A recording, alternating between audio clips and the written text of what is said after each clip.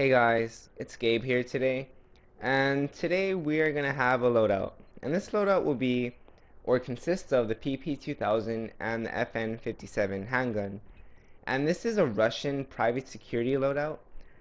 And what you'll notice is that both these weapons are concealed small weapons you can hide in your jacket or whatever, or your briefcase, or if you're on the run. And I rarely have used these weapons at all. If any, I've probably never used this handgun in my life, but I've had a week about to review both these weapons, try them out, actually play through with them.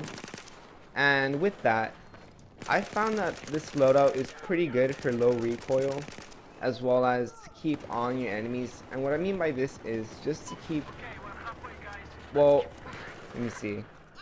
Just to keep on your enemies as to shooting them without the recoil hitting your markers or anything like that. As you can see, you can shoot off a whole clip and probably still nail the guy, so it's pretty good. As well as, I'm using the small, and funny enough is that the Russians have adapted to use this. I've actually researched it, and in some private security companies, they do use that RPG, which is a small due to the fact that in real life, it's easy to use, pretty lightweight, only takes one person to shoot it. And the fact that also is the FN57. And this gun has a pro and a con. The pro is that a very large clip of 21 rounds and low recoil. So it's pretty good with the laser sight for good hip fire. And the reason why both of these weapons you will notice right now is that they're both suppressed.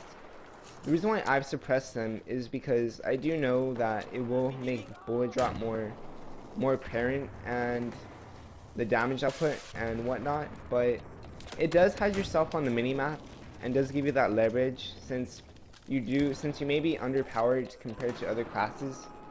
It does give you the leverage of letting off more shots without the enemy knowing exactly your position. And that's what I've been finding out about this class. As well as I've unlocked almost all the attachments for them.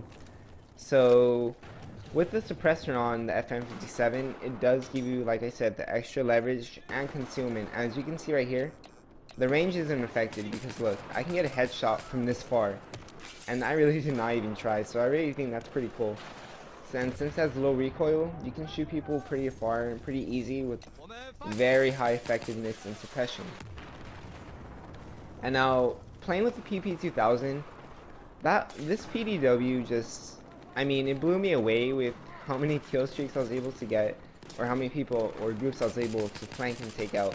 Especially since both of these weapons do have a very large clip.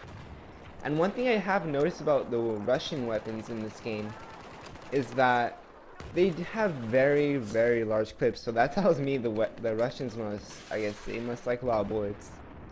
But having the security loadout does make me feel more of a security or even a low profile loadout because they don't feel as powerful or as good as a regular assault rifle or LMG, but it does give you that effectiveness of having small weapons that you can conceal pretty easily and just shoot off basically, if not the whole clip, without sacrificing the oh man, how did I not get that guy? Anyway, without sacrificing any, like, I guess, compensation for the hip fire or anything like that. So these weapons are pretty good for hip firing. That's one thing I didn't notice. And this loadout is just pretty fun to mess with because I rarely use these weapons, like I've said. And also one thing to back this up is that this Russian security loadout is mostly used to protect ambassadors, you know, high profile people with money, basically. And I really did not think these two weapons would be in the Russian loadout. I actually thought it would be a different weapon. But I mean, it is what it is, and like I said, I do like this loadout because if you have a suppressor like you've just seen, you can nail a couple people. And since you have a suppressor, it does hide you on the minimap. So it does give you, like I keep saying, extra leverage or extra leg on getting people and surprising them. And other than that, I just really like this class, how it feels, and I would highly recommend this to anyone if you're going to be playing team deathmatch, of course. Not any other, I guess. Oh man. Well, other than that, guys, hope you guys liked my video and review of this weapon loadout.